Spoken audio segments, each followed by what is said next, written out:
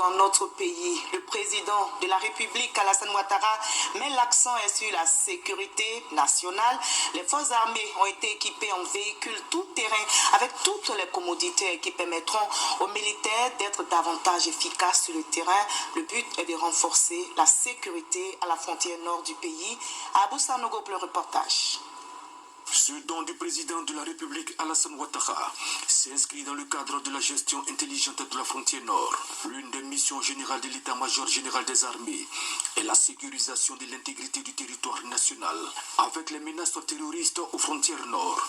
La mission particulière de la zone opérationnelle nord a été initiée, mission alimentée par l'armée de terre et appuyée par les forces spéciales.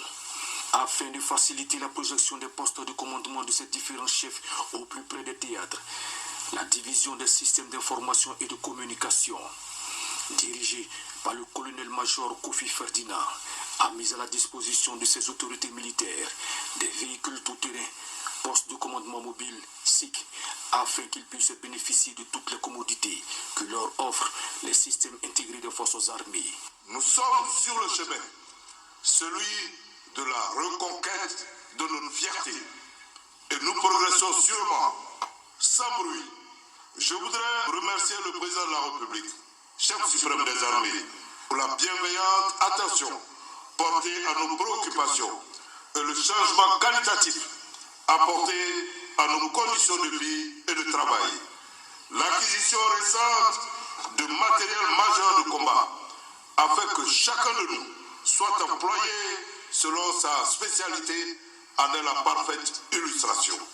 Les clés de ce véhicule équipé de l'ensemble des moyens de liaison des armées ont été remises aux différentes entités de la chaîne opérationnelle par le chef d'état-major général des armées, le général de corps d'armée Lassina Doumbia.